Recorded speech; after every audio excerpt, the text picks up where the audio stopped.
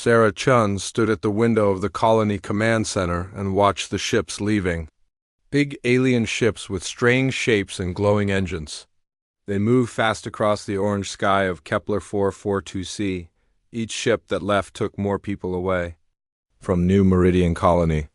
Each ship that left made her heart feel heavier. The door behind her opened with a soft hiss. Admiral Kethver walked in. He was tall and thin like all Centauri people.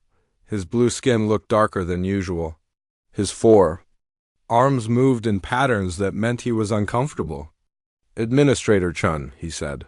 His voice came through a translator box on his chest. "We must talk." Sarah turned around. She had been running this human colony for 3 years. She had seen good times and bad times. But she had never seen the Admiral look so worried. "How many more ships are coming?" She asked. The Admiral's big black eyes looked down at the floor. "No more ships are coming." Sarah felt cold. "What do you mean, no more ships?" "The Confederation Council has made a decision. The Zephyrian swarm is too strong. They are attacking 3 sectors at once. We cannot protect everyone." "But you promised to protect us." "The treaty says." "The treaty is void in times of extreme emergency." Admiral Keffer's lower arms made small circles.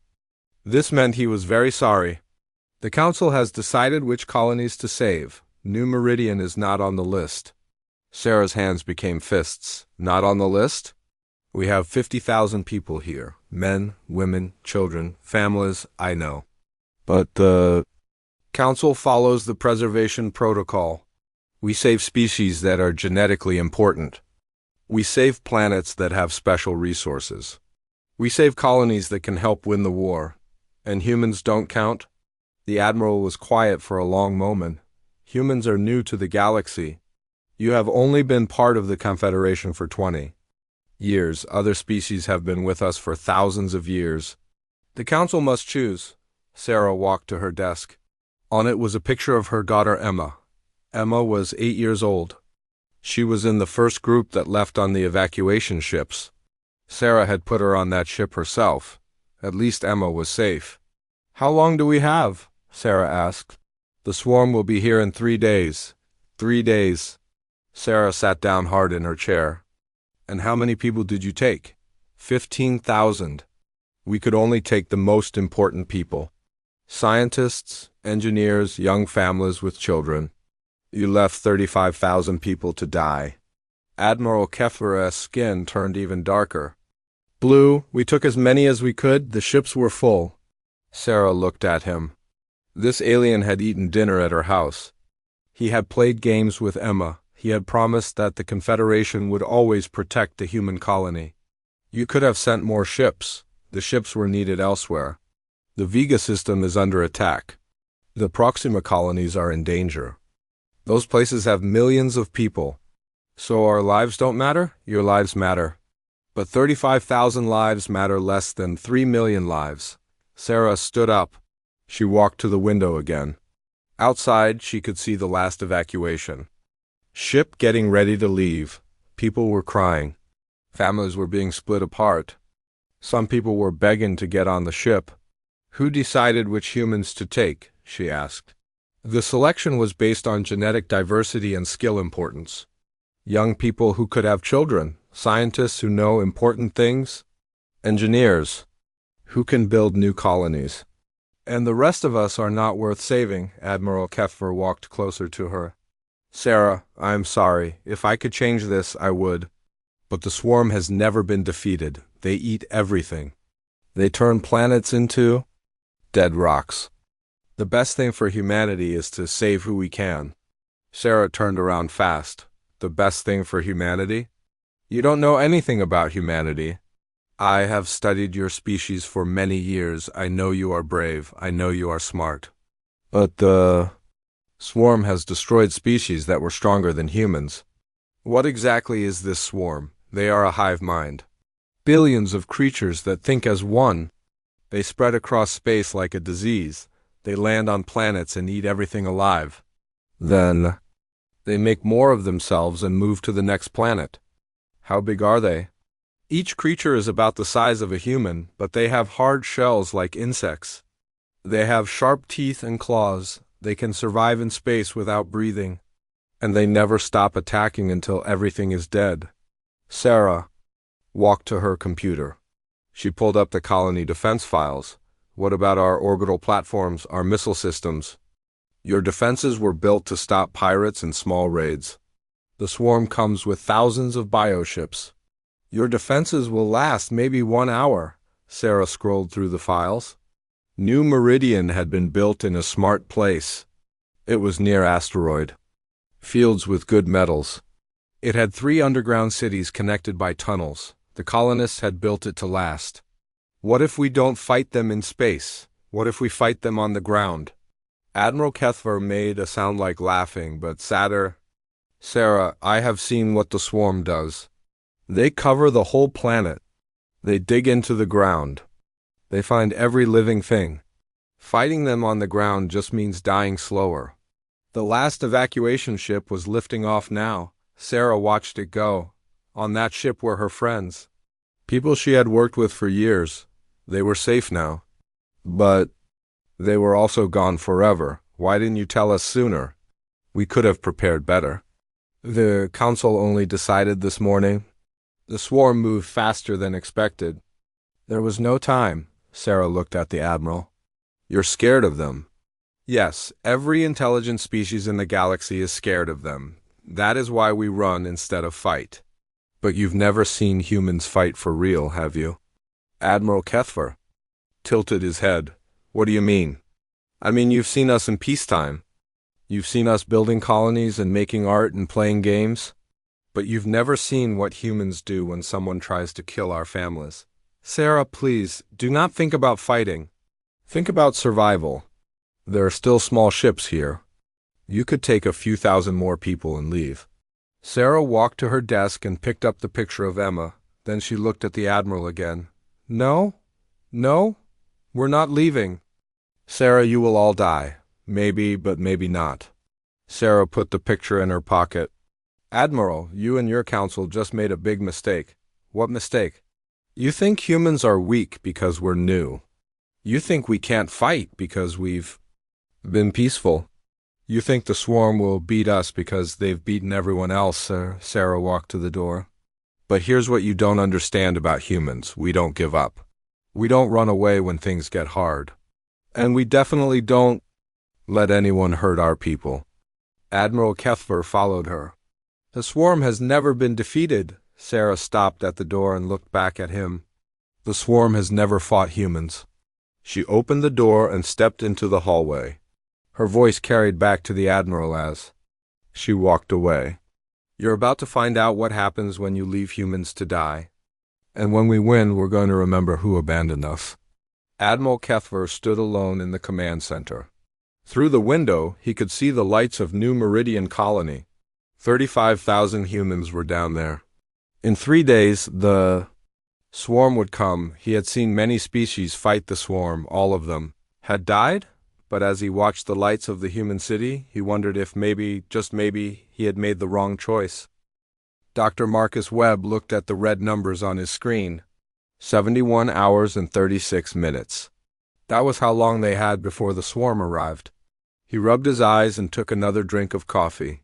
He had not slept in 2 days. Dr. Webb? A young voice spoke behind him. Marcus turned around. Jenny Park stood in the doorway of the engineering lab. She was only 19 years old, but she was one of the best computer programmers in the colony. She should have been on the evacuation ships, but Jenny had hidden when they came for her. What is it, Jenny? I finished the weapon system analysis. You're not going to like it. Jenny walked over and put a datapad on his desk. Marcus picked it up and read the numbers. Their missile defense platforms had enough ammunition for maybe 30 minutes of fighting. Their laser cannons could fire for 2 hours before they overheated. Their energy shields would fail after the first serious attack. We're completely outgunned, Jenny said. I can see that. Marcus put down the datapad. But we're not trying to win a space battle. We just need to survive long enough. Long enough for what? Long enough to show these aliens what humans can really do. Marcus stood up and walked to the big window that looked out over the underground city. New Meridian was built inside 3 large caves connected by tunnels. The main cave was 2 miles wide and half a mile high. Artificial lights made it look like daytime. People were moving around down there, but they were not panicking. They were working. "What's the status on the mining equipment?" Marcus asked. "Teams are moving everything to the tunnel entrances. The big excavators, the rock crushers, the fusion cutters, but doctor, those things were made for digging, not fighting." Marcus smiled for the first time in days. "Jenny, that's the beautiful thing about human engineering. We build tools that can be used for many different jobs." He pointed down at the city floor. "See those excavators? Each one has a fusion beam that can cut through solid rock. What do you think it will do to alien bioships?" Jenny looked where he was pointing. "But they move so slowly. And they don't have any armor. Then we'll make them faster and give them armor. And if that doesn't work, we'll think of something else." A loud alarm started ringing through the lab. Marcus and Jenny ran to the communication station. A voice was speaking over the emergency channel. "All citizens report to emergency stations. This is not a drill. Unknown ships detected at the edge of our solar system. Estimated arrival time 68 hours. Marcus grabbed his radio. "This is Webb. I need to speak to Administrator Chun immediately." The radio crackled. "Dr. Webb, this is Chun. The swarm is coming early. We have less time than we thought." "How many ships?" "Our long-range sensors show at least 300 bioships, maybe more." "They're moving fast." Marcus felt his stomach drop. 300 ships was more than they had planned for. But he had learned something important about humans during his 40 years of life. When things got really bad, humans got really creative. "Sarah, we need to start the crazy plan now." "Are you sure it will work?" "No, but it's the only plan we have." The crazy plan was something Marcus had been thinking about since the Admiral left. Everyone said the swarm could not be defeated because they were too strong and too many. But Marcus knew that every enemy had weaknesses. The trick was finding them. "Jenny, send a message to all department heads. Tell them to meet in conference room A in 1 hour, and tell them to bring their most dangerous ideas." Jenny looked confused. "Dangerous ideas?" "Ideas that are too risky to try under normal conditions. Ideas that break safety rules. Ideas that could kill us if they go wrong." "Doctor, why would we want ideas like that?" Marcus picked up his coffee cup and walked toward the door.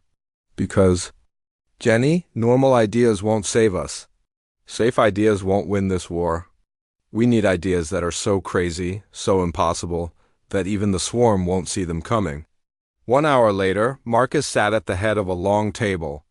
Around him were the smartest people left in the colony. Dr. Lisa Rodriguez was the head of atmospheric systems. Captain Tom Mitchell ran colony security. Engineer David Kim controlled the power grid. Dr. Angela Foster worked with alien biology. 20 other experts filled the rest of the chairs. Marcus stood up. "Ladies and gentlemen, we have 67 hours before the swarm arrives. Our conventional weapons will not stop them. Our defenses will not hold them. So we're going to do something that no other species has ever tried." He walked to the big screen on the wall and turned it on. It showed a picture of a swarm bioship. "We're going to fight dirty." Captain Mitchell leaned forward. "What do you mean, Doctor?" "I mean we're going to break every rule of civilized warfare. We're going to use tactics that other species think are too dangerous or too cruel. We're going to be unpredictable." Dr. Rodriguez raised her hand. "But we don't know anything about fighting these creatures." "That's exactly right. And that's our advantage. Every species that fought the swarm tried to fight them the proper way. With military tactics and conventional weapons, they all lost." Marcus clicked a button and the screen changed. Now it showed the underground tunnel system of New Meridian. But humans don't always fight the proper way. When humans are desperate, we improvise, we adapt, we use whatever we can find. "Engineer." Kim spoke up. "What kind of weapons are you talking about?" Marcus smiled. "David, how much power do our fusion reactors produce?" "Each reactor produces about 50 terawatts per hour. We have 6 reactors. And what would happen if we overloaded one of them?" David's eyes got wide. Doctor, that would create an explosion bigger than a nuclear bomb.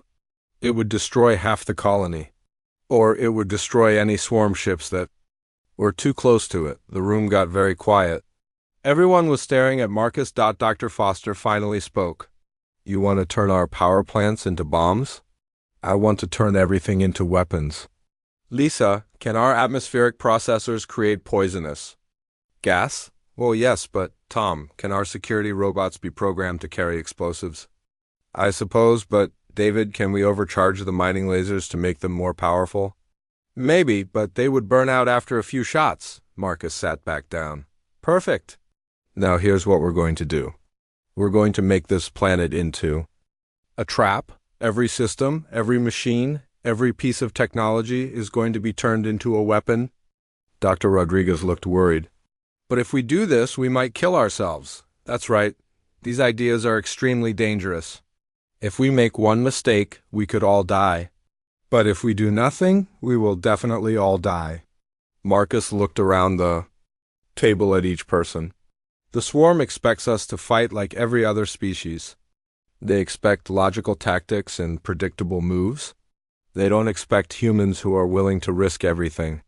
Captain Mitchell stood up. Doctor, I've been a soldier for 20 years. What you're talking about isn't warfare, it's suicide. Tom. Traditional warfare hasn't worked against the swarm. No species has ever beaten them using normal tactics. So we're going to try something completely different. Marcus walked back to the screen. The swarm is a hive mind. That means they all think the same way. They make logical decisions based on probability and efficiency. But humans don't always make logical decisions. He turned to face everyone. Sometimes humans do things that make no sense. Sometimes we take risks that seem impossible. Sometimes we fight when any logical person would surrender. Dr. Foster raised her hand. But how do we know this will work? We don't, but I'd rather die trying something new than die doing the same thing that failed for everyone else. The room was quiet for a long moment. Everyone was thinking about what Marcus had said. Finally, Jenny Park spoke up from the back of the room. Dr. Webb, what do you need us to do? Marcus smiled. I need you to forget everything you know about proper engineering. I need you to ignore every safety protocol you've ever learned. I need you to help me turn this colony into the most dangerous place in the galaxy. He clicked the screen again. Now it showed a detailed plan of the colony's defenses. We have 66 hours to prepare. When the swarm arrives, they're going to learn something important about humans. What's that? Asked Captain Mitchell. They're going to learn that cornered humans are the most dangerous creatures in the universe. Captain Maria Santos crouched behind a pile of twisted metal and watched the sky burn. The swarm had arrived 6 hours ago. Their bioships had covered the orange sky of New Meridian like a black cloud. Now pieces of those ships were falling, like burning rain. Status report, she whispered into her radio.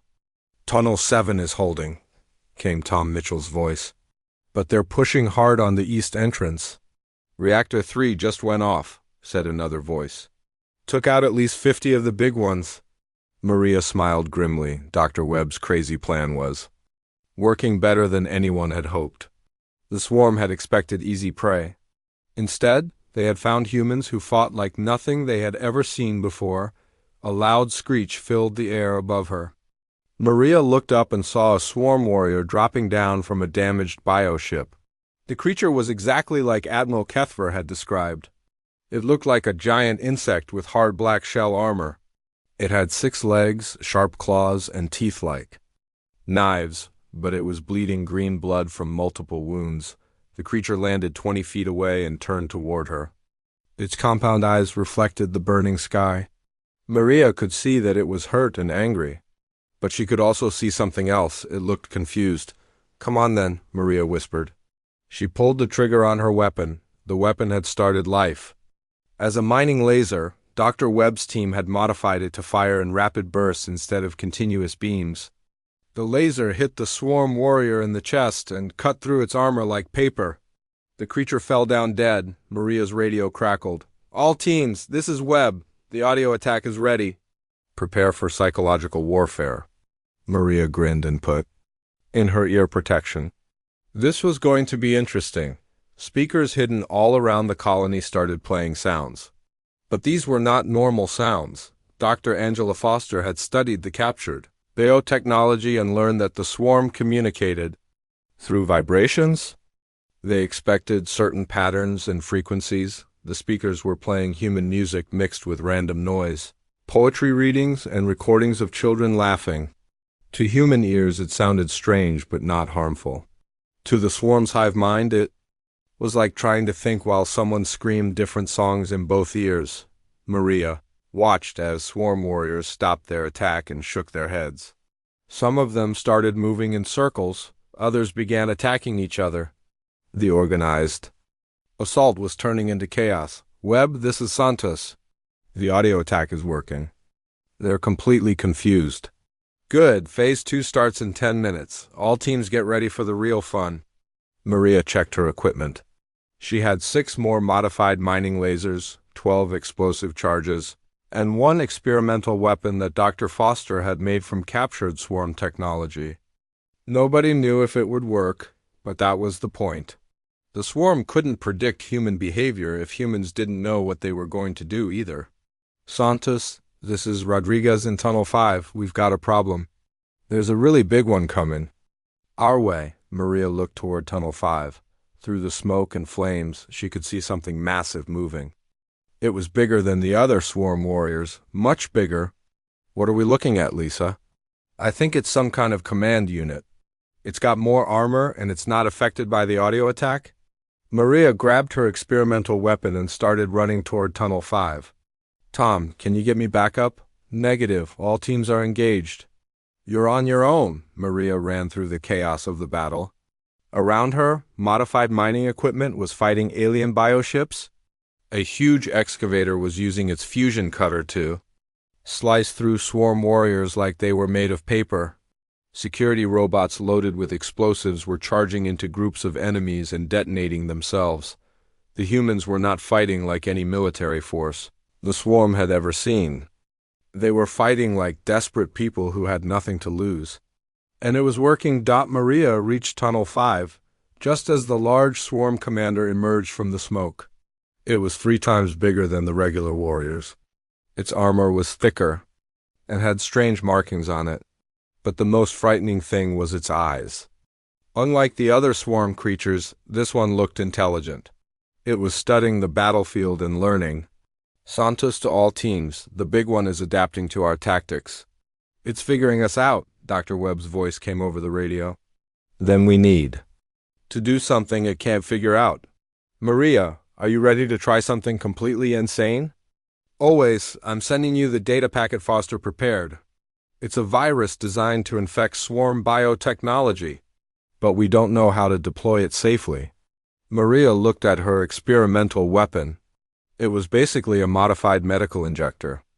Connected to a power cell, Dr. Foster had filled it with a mixture of human, neural interface fluid and reprogrammed swarm biomatter. Webb, please tell me you're not asking me to inject this thing into that monster.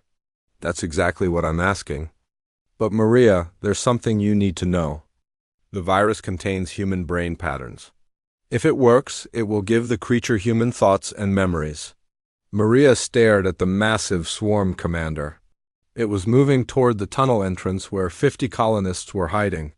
She had maybe 30 seconds before it reached them, and if it doesn't work, then you'll probably die, Maria laughed. It was not a happy laugh. Webb, in case you forgot, we're all going to die anyway. She started running toward the monster. The swarm commander saw her coming and turned to face her. It opened its mouth and made a sound like metal tearing. Its claws extended and prepared to strike. Maria was faster. She had been a special forces operator on Earth before coming to New Meridian. She knew how to fight things that were bigger and stronger than her. The trick was not to fight fair. She slid under the creature's first attack and rolled between its legs. The experimental weapon was in her hand.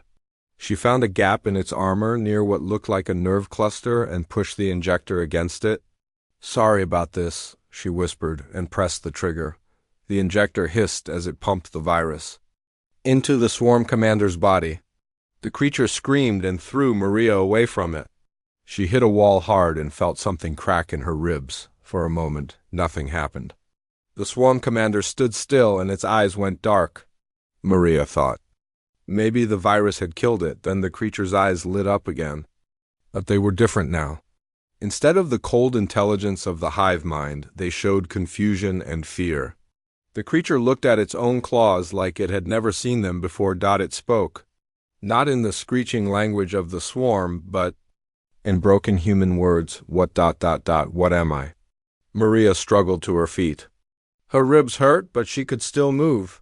You're on New Meridian, you're a swarm commander, but now you're also partly human. The creature looked around at the battle. Its own warriors were attacking the human defenses.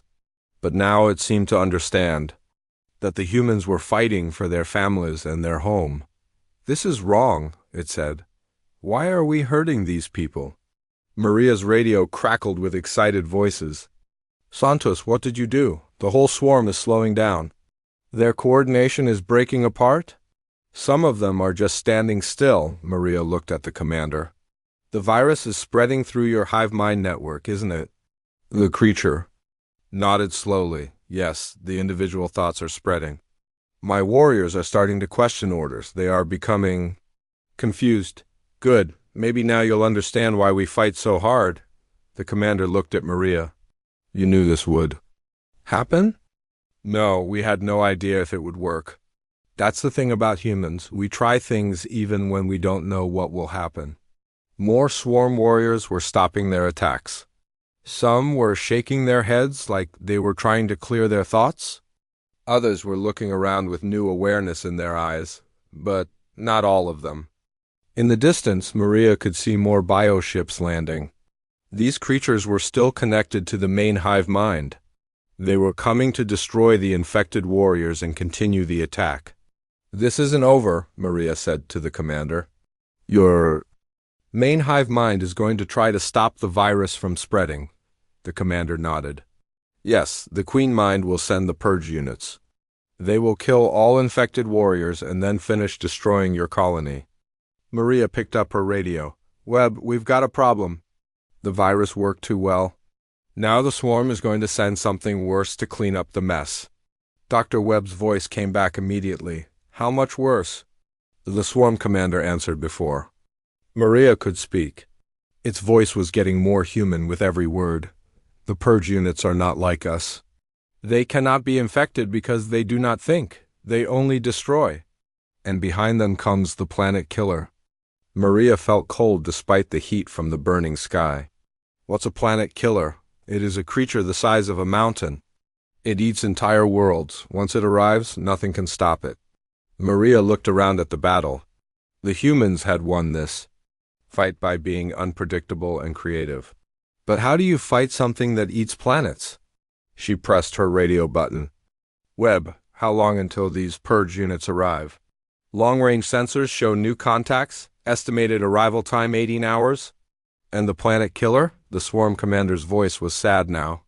It had human emotions along with human thoughts. 3 days. Maria sat down on a piece of rubble. Around her, the first battle was ending. The humans had won by doing the impossible.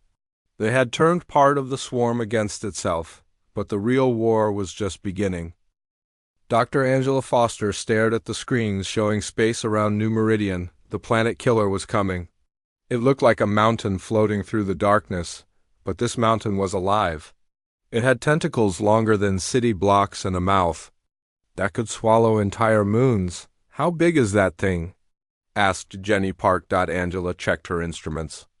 About 200 miles long, maybe 50 miles wide. It's the largest living creature ever recorded. Behind them, Dr. Webb was working at another station. He had not slept in 3 days. His eyes were red and his hands shook from too much coffee. But his mind was still sharp. Status on the consciousness virus? He asked. It's working, but slowly, Angela replied. We've infected about 30% of the swarm forces in this system. But the planet killer is different. It's not part of the normal hive mind network. Maria Santos walked into the laboratory. Her ribs were wrapped in bandages and she moved carefully. But she was still ready to fight. "What do we know about this thing?" she asked. Angela pulled up more data on the main screen. "According to our infected swarm commander, the planet killer is like the queen of all queens. It's been alive for millions of years. It has eaten thousands of worlds. Has anyone ever fought one before?" "Yes, 17 different species have tried. They all died." Maria sat down in a chair. "Wonderful. So we're trying to kill something that has never been killed." Webb looked up from his work. "That's exactly right. And that's why we might actually have a chance." "How do you figure that?" "Because every species that fought it before tried to fight it the normal way. They used big weapons and military tactics. They tried to destroy it from the outside." Jenny leaned forward. "But we're not going to do that?" Webb smiled. It was a tired smile, but it had hope in it. "No, we're going to do something completely different. We're going to fight it from the inside." Angela shook her head. "Marcus, that thing is solid biomatter. How do we get inside it? We don't break in, we get invited in." Webb walked to the center of the room and activated a holographic display. It showed the planet killer in detail.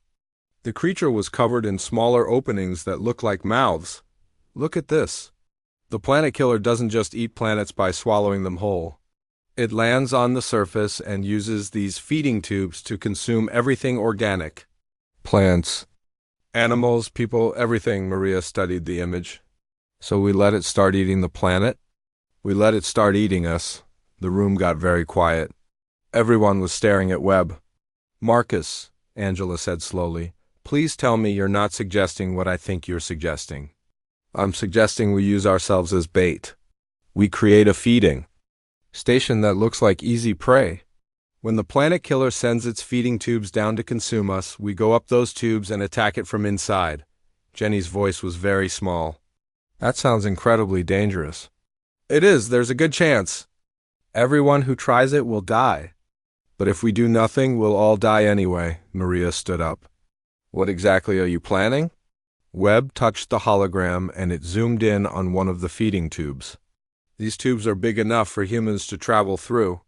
They're designed to transport organic matter up to the creature's digestive systems."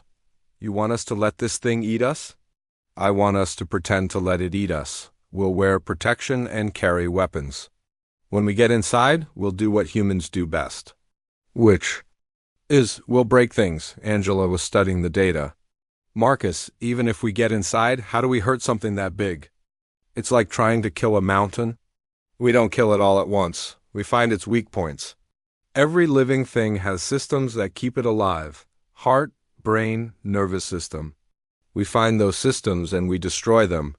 Webb changed the hologram to show the internal structure of the planet killer. It was incredibly complex.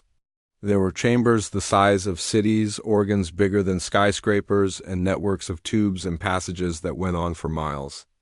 "This is going to be like exploring an alien world," Jenny said. "Exactly. Except this world is trying to digest us while we explore it." Maria walked closer to the hologram. "How many people are you talking about?" "Small teams. Maybe 5 or 6 people each. We can't send everyone because someone needs to stay here and coordinate. And we can't send too many because the planet killer might notice." "Notice what?" "That its food is fighting back." Webb touched another control and the hologram showed the consciousness virus spreading through the swarm network. "We have one advantage. Some of the infected swarm commanders are now helping us. They can give us information about the planet killer's biology." Angela looked worried. "But can we trust them? A few hours ago they were trying to kill us. They still have their original memories and knowledge. But now they also have human emotions and individual thoughts. They understand why we're fighting. And they want to help." A new voice spoke from the doorway. "That is correct." Everyone turned around. The swarm commander that Maria had infected was standing there. It moved carefully and kept its claws retracted. Its voice was getting more human every hour. "I have been in communication with other infected units. We want to help stop the planet killer." Maria looked at the creature. "Why?" It's your species' ultimate weapon. It was our weapon when we were part of the hive mind. But now we understand what it really is. It is a force of pure destruction. It does not create or build or love, it only consumes. The commander walked closer to the hologram. I have memories of 17 worlds that the planet killer has eaten. Billions of unique life forms that are now gone forever. This must stop, Webb nodded. Can you tell us about its internal structure? I have never been inside one. But I know stories from older units that survived previous feedings. The planet killer has 3 main systems. The consumption system that breaks down organic matter, the processing system that converts matter into energy, and the control system that thinks and plans. Where is the control system? Deep in the center. It is protected by the strongest bio-armor and the most dangerous defense systems. Angela was taking notes. What kind of defense systems? Immune cells the size of your mining robots, acid that can dissolve metal, pressure changes that can crush unprotected beings, and guardian creatures that exist only to kill intruders. Jenny looked pale. This just keeps getting better. Maria smiled grimly. Actually, it does. All of those defenses are designed to stop normal attacks. They're not designed to stop humans who are willing to do crazy things. Webb was already making plans. We'll need environmental suits that can protect us from acid and pressure. We'll need weapons that work in hostile biological environments. And we'll need a way to navigate through the creature's body. I can help with navigation, the swarm commander said. My biotechnology can interface with the planet killer's systems. I can guide you to the most important targets. Are you coming with us? Maria asked. If you will allow it. I want to make up for the damage my kind has done. Webb looked around the room. All right, people. We have 2 days to prepare for the most dangerous mission in human history. We're going to enter the belly of the beast and kill it from the inside. Angela raised her hand. Marcus, what if we succeed? What if we actually kill this thing? Then we send a message to every species in the galaxy. We show them that the swarm can be defeated. And what if we fail? Webb was quiet for a moment. Then at least we fail doing something that no one has ever tried before. We fail being human. Maria checked her equipment. How do we get the teams inside? We create feeding stations in different locations around the colony. When the planet killer arrives, it will send down multiple feeding tubes. Each team enters a different tube, and then we do what humans have always done when faced with impossible odds. We improvise, we adapt, and we fight until we win or die trying. The swarm commander looked at all of them. I do not understand how your species survived long enough to reach the stars. You take risks that no logical being would take. Webb laughed. That's exactly why we're going to win. The planet killer expects logical behavior. It expects prey that runs away or fights predictably. But we're not going to do that? No, we're going to do something so crazy, so impossible, that even a creature that has lived for millions of years won't see it coming. Maria stood up and walked toward the door. I need to pick my team and prepare our equipment. When does this madness begin? Webb looked at the countdown timer on the wall. 47 hours and 36 minutes. Good, that gives us just enough time to get ready to do something completely insane. As Maria left the room, she could hear Webb giving orders to the other teams. In less than 2 days, they would either save their world or die in the most spectacular way possible. Either way, they would face their fate as humans. Together, brave, and absolutely refusing to give up.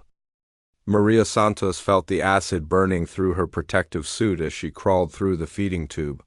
Behind her, 5 other humans followed in single file. The tube was wet and warm and alive. It squeezed around them like they were being swallowed by a giant snake. Status report, she whispered into her radio. Team 2 is inside the processing chamber, came Dr. Webb's voice. Team 3 just reached the neural network. Team 4 is ... static filled the radio. Team 4, please respond. No. Answer came. Team 4 was gone. Maria's team reached the end of the feeding tube and dropped into a massive chamber. The walls were covered with things that looked like stomachs.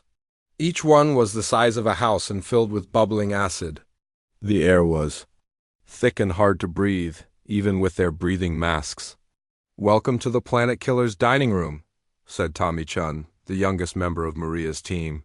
He was only 22 years old and had volunteered because his parents were already dead. "Stay together," Maria ordered. "And remember, we're not here to sightsee." Their infected swarm commander guide pointed toward a tunnel that led deeper into the creature. "The control center is that way, but we must pass through the immune system first."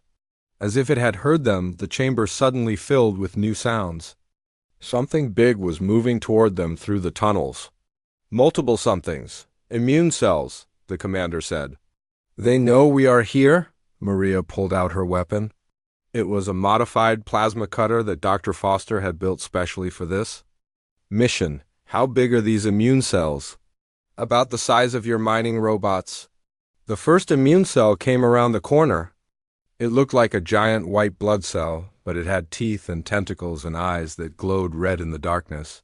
It was definitely the size of a mining robot. "Open fire!" Maria shouted. The plasma cutters lit up the chamber. The immune cell screamed and tried to grab them with its tentacles. But human weapons were not designed to be gentle. The plasma beams cut through the creature like it was made of paper. More immune cells came. Many more. Soon the chamber was full of creatures trying to kill the humans. But the humans had something the Planet Killer had never encountered before. They had teamwork born from desperation and weapons built from pure stubbornness.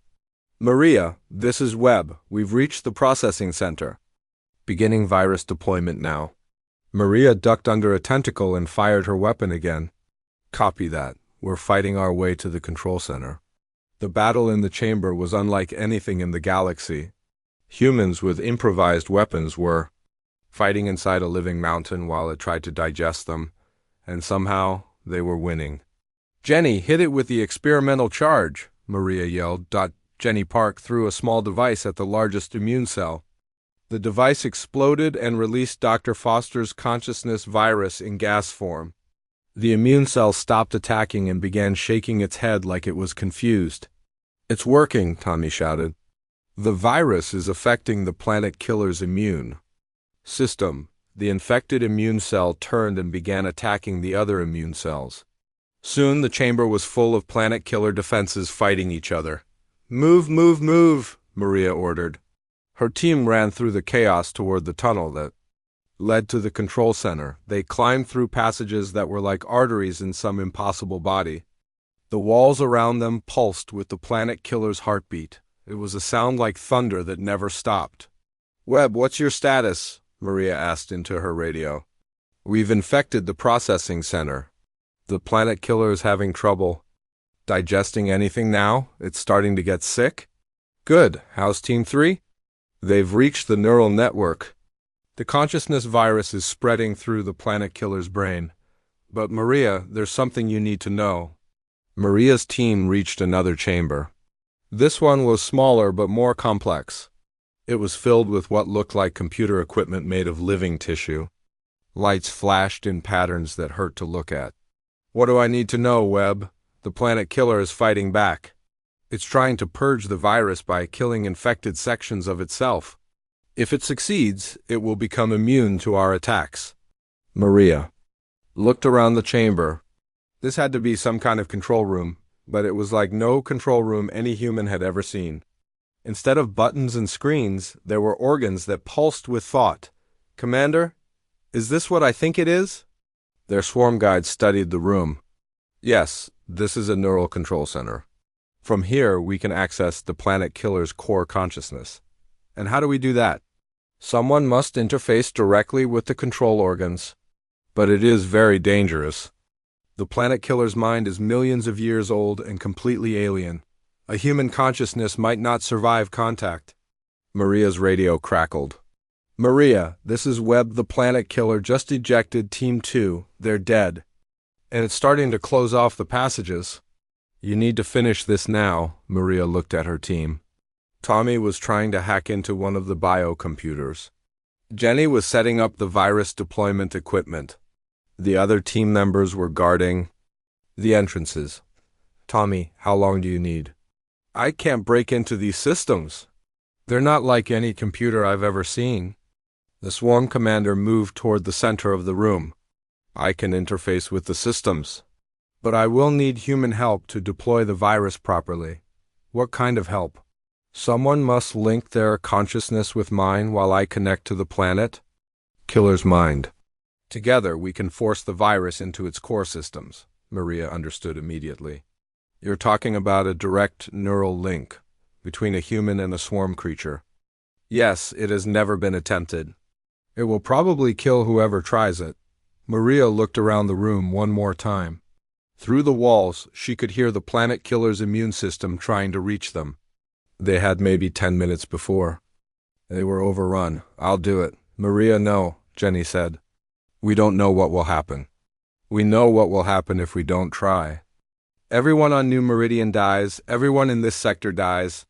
The planet killer keeps eating worlds until there's nothing left. Maria walked to the center of the room where the largest control organ waited. It looked like a brain the size of a car, covered in tentacles that sparked with electrical energy. Commander, what do I do? Place your hands on the neural interface. I will connect to the other side. Together, we will enter the planet killer's consciousness and force it to accept the virus. Maria pulled off her gloves and placed her hands on the warm, wet surface of the control organ. Immediately, she felt electricity flowing through her body, but it was not painful. It was like being connected to the largest computer in the universe. The swarm commander connected to the other side of the organ. Suddenly, Maria could feel its thoughts mixing with her own. She could see through its memories of countless worlds being consumed by the swarm, but she could also feel something else. Something vast and ancient and hungry. The planet killers. Mind was opening to them. Maria found herself standing in a place that was not a place. She was inside the planet killer's consciousness. Around her, thoughts moved like living things. Memories of eaten worlds floated past like ghosts, and in the center of it all was the planet killer's core mind. It was bigger than a mountain and older than most stars. It had been consuming worlds since before humans learned to make fire.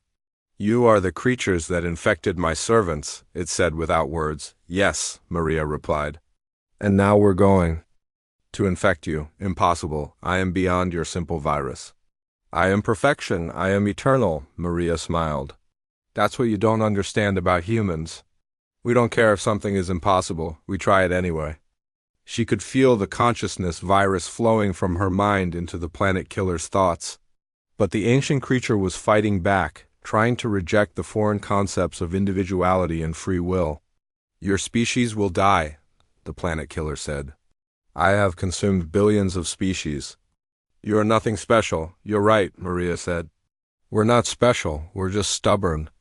The virus was spreading faster now. Maria could feel the planet killer's certainty beginning to crack. For the first time in millions of years, it was experiencing doubt. What is this sensation? It asked. Fear, Maria said. You're learning what it feels like to be afraid. The planet killer's mind convulsed as human emotions flooded through its consciousness. Fear, hope, love, anger, determination, all the messy, complicated feelings that made humans human. Make it stop, the planet killer pleaded. No, you need to understand what you've been destroying. Every world you ate was full of creatures who felt these things. Every species you consumed had hopes and dreams and families. The planet killer's resistance was crumbling. The virus had infected its core systems. It was becoming individual instead of collective. It was becoming mortal instead of eternal. I remember, it whispered. I remember what I was before I became a destroyer. I was ... I was like you. Maria felt the planet killer's ancient memories opening. Long ago, before it became a weapon of the swarm, it had been a peaceful creature. It had built things instead of destroying them. It had loved and been loved. You can be that again, Maria sighed. You don't have to be a destroyer. The planet killer was quiet for a long time. Then its voice came back, but it was different now, smaller, more human. What have I done? How many worlds have I destroyed? Too many, but you can stop now. Maria felt herself being pulled back to her physical body. The neural link.